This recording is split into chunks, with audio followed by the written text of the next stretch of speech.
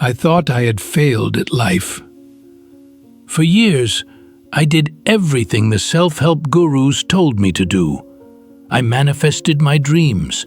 I journaled. I meditated until my knees hurt. I chased the perfect career, and I even traveled the world looking for that elusive, perfect moment of pure joy. But the harder I ran towards happiness, the more exhausted, stressed, and profoundly empty I became. One afternoon, sitting on a pristine beach that should have been the epitome of paradise, I had a realization so startling, so utterly counterintuitive, it flipped my entire worldview upside down.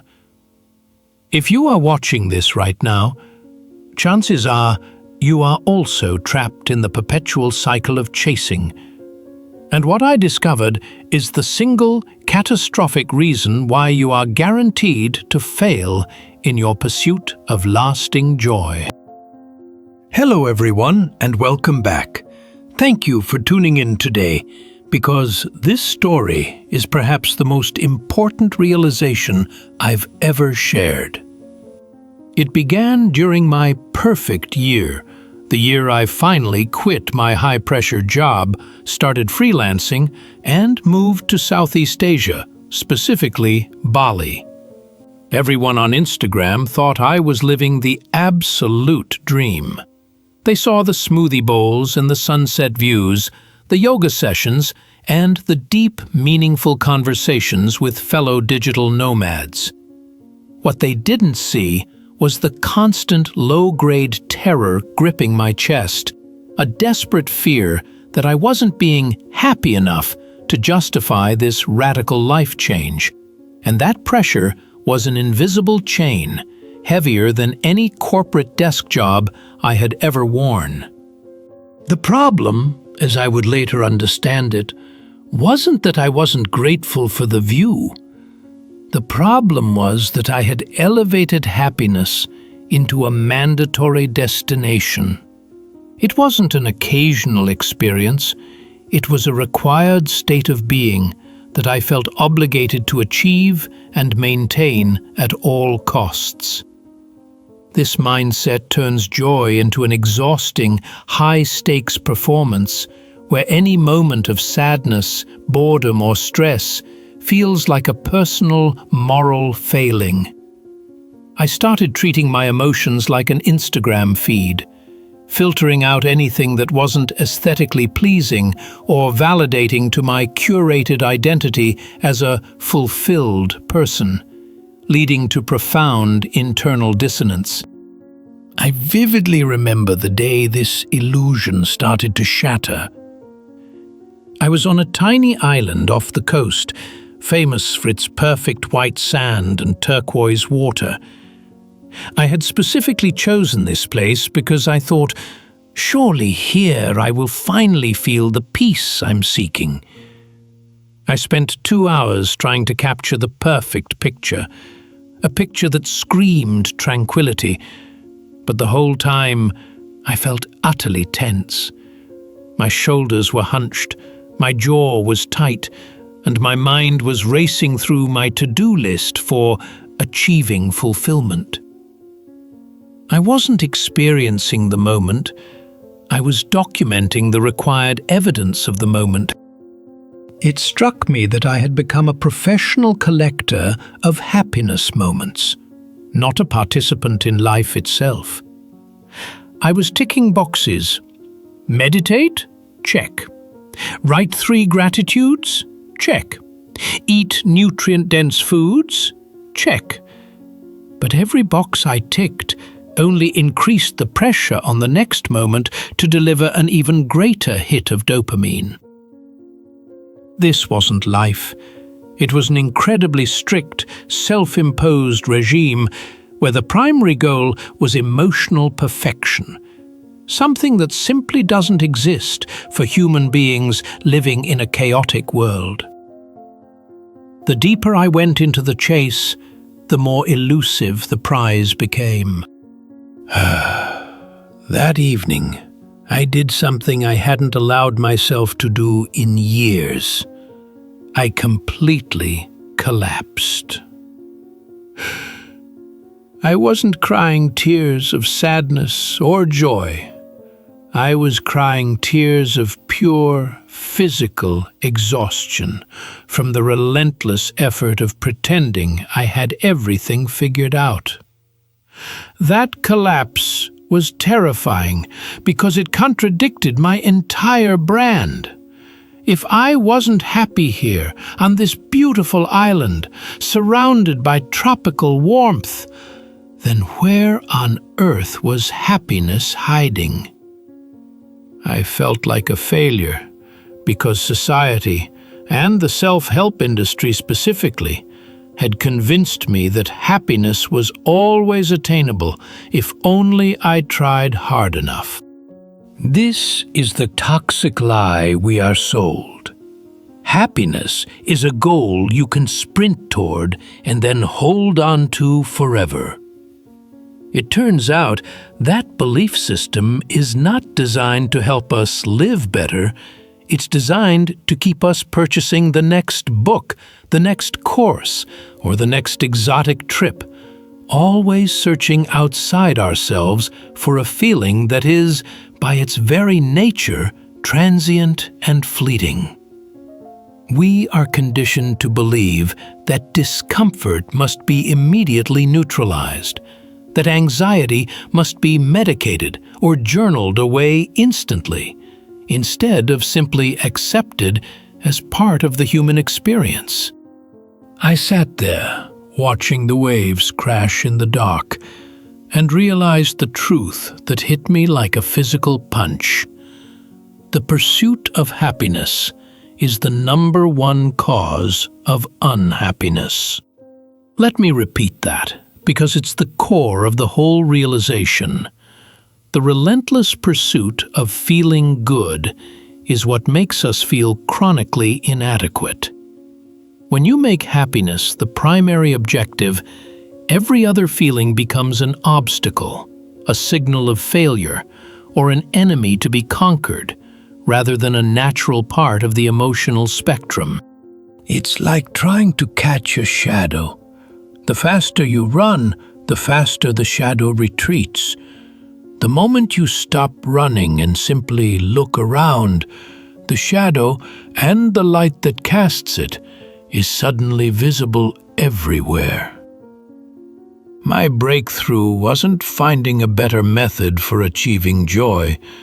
It was dropping the goal altogether and allowing myself to feel the absolute crushing weight of my current discomfort, anxiety, and profound disappointment. I stopped fighting the negative feelings. For the first time in what felt like a decade, I allowed myself to be bored. I allowed myself to be frustrated. And yes, I allowed myself to be deeply, profoundly unhappy with my situation, without scrambling to fix it or label it a disaster. This act of non-resistance was profoundly unsettling initially, but within that space of acceptance, something miraculous happened. The internal pressure valve released, and the desperate, frantic energy of the chase vanished. This shift isn't about becoming complacent or resigning yourself to misery. Please understand that distinction. This is about recognizing that emotions are like weather patterns. They arrive, they persist for a time, and then they inevitably change. We don't yell at the rain for being wet. We put on a jacket and accept its presence. Why do we treat our internal rainstorms, our moments of stress or melancholy, as intolerable personal failures that require immediate rectification? The problem with the modern happiness cult is that it promises control over the uncontrollable. It suggests that if you just optimize your life enough, your inner state will always reflect a perfect 72 degrees and sunny. This is not reality. Reality is messy, heartbreaking, beautiful, and fundamentally unpredictable.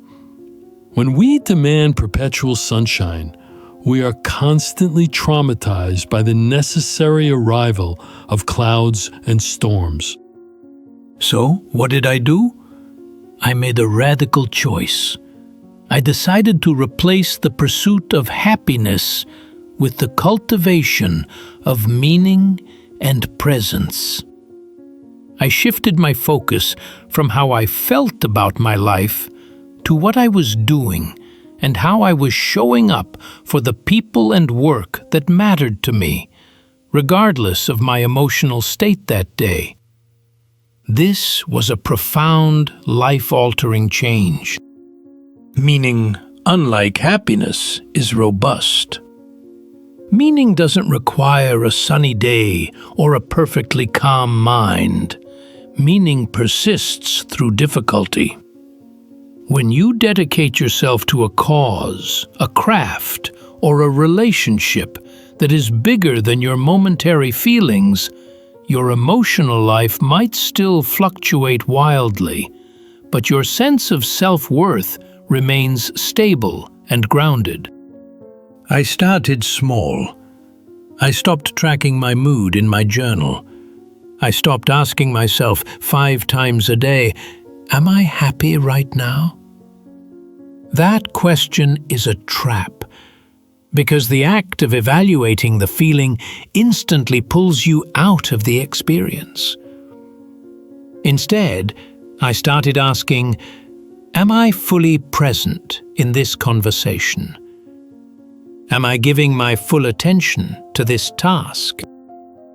The incredible irony is that as soon as I stopped demanding happiness, small moments of genuine, unforced joy started bubbling up naturally, like unexpected wildflowers. I wasn't searching for them, documenting them, or trying to trap them in amber. They were just there, a delightful bonus to a life dedicated to authentic engagement, not emotional optimization. This is the surprising twist, my friend. True mental wellness isn't found in eliminating negative emotions. It's found in expanding your capacity to hold them alongside the positive ones, without judgment or panic. It's radical acceptance of the whole emotional tapestry, the dark threads and the brilliant ones, all of which contribute to the richness of being alive. I returned from my trip not with a perfectly curated story of success, but with the painful, essential realization that I had been chasing a ghost. I had spent years running an emotional marathon, only to discover the finish line didn't exist, and the prize was the act of stopping and breathing. This radical acceptance changed everything about how I approached my career, my relationships, and my internal dialogue. If you are currently exhausted by your efforts to fix your mood, to meditate away your anxiety, or to journal yourself into perfect positivity, please know that you are not failing. You are simply exhausted by a system that demands emotional perfection and relentless self-improvement, which is an inherently flawed and unsustainable model for human existence. Your negative emotions are not defects. They are data points. Anxiety is often data about something you care about but feel powerless to control. Sadness is data about loss or unmet needs. Instead of trying to instantly eradicate these feelings, try leaning into them with curiosity, asking them what information they are trying to provide you with. This doesn't mean we should never strive for better circumstances or work toward goals. Of course, we should. But the internal gauge must shift from the instantaneous feeling of happiness to the enduring value of the actions you take. Did I live according to my values today?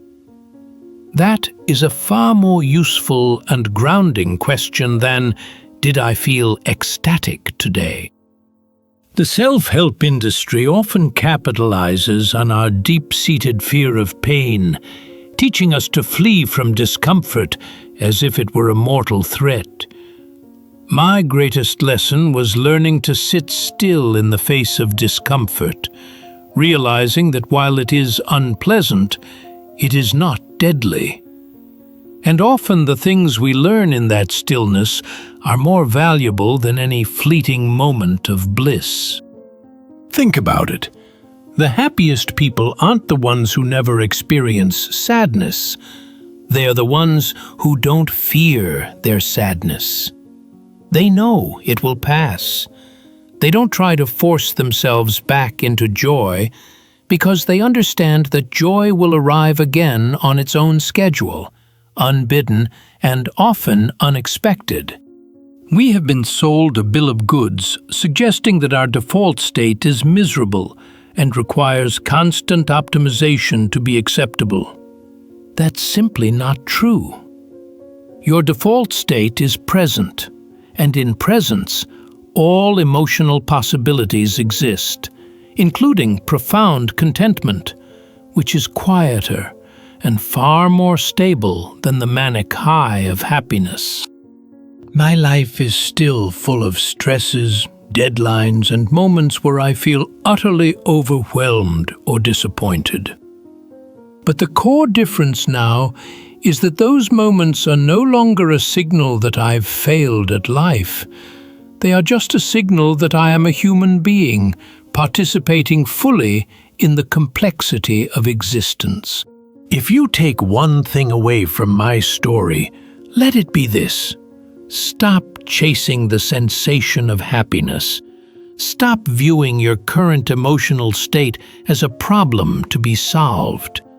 Start viewing it as the natural, fluctuating landscape of a life well lived. A landscape that includes valleys just as much as peaks. When you stop trying to control the uncontrollable weather of your mind, you finally gain control over your response to it.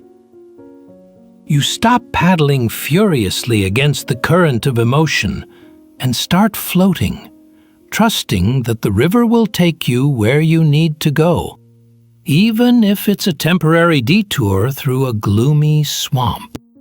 This realization led me to radically simplify my approach to mental health. No more tracking, no more intense manifestation rituals that felt like emotional homework.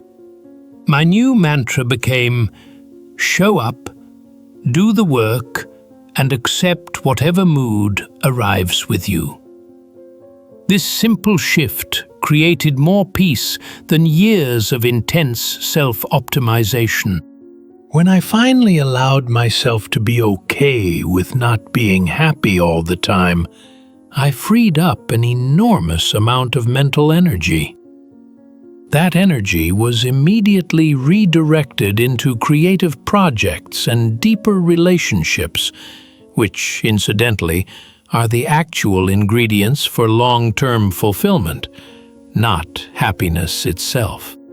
Fulfillment is the quiet satisfaction of knowing you are living in alignment with your values. Happiness is a loud, temporary cheer that follows a positive event. Stop trying to make the cheer last forever and start building the meaningful structure that makes the cheer possible in the first place. The profound beauty of this approach is its gentle kindness. It removes the punitive pressure of striving. You no longer wake up needing to win the day emotionally. You just wake up and decide how you want to act, regardless of how you feel. That is true emotional freedom, the cessation of the pursuit itself. So I encourage you, friend, to conduct this experiment for yourself. For the next week, ban the word happiness from your internal dialogue. Focus instead on engagement, attention, and meaning. See how your world subtly transforms when the weight of expectation is lifted from your shoulders. It took burnout on a paradise island for me to realize that I was already where I needed to be, but my frantic running kept me from ever noticing. Don't wait until you're utterly exhausted in your personal version of paradise to stop chasing the impossible dream of constant bliss. Stop chasing. Just be here. The greatest irony is that by stopping the chase, you create the optimal internal conditions for joy to finally find you. It creeps in quietly through the side door when you are busy doing meaningful things, completely unconcerned with its arrival.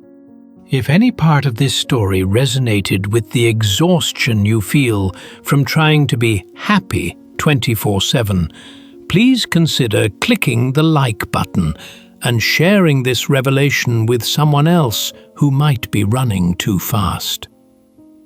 I want to know your thoughts. Have you experienced the burnout of the happiness chase? Let me know your story in the comments below.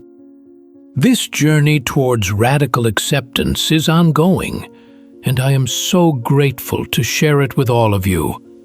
Remember to hit subscribe if you want more deeply honest reflections on mental wellness and living authentically.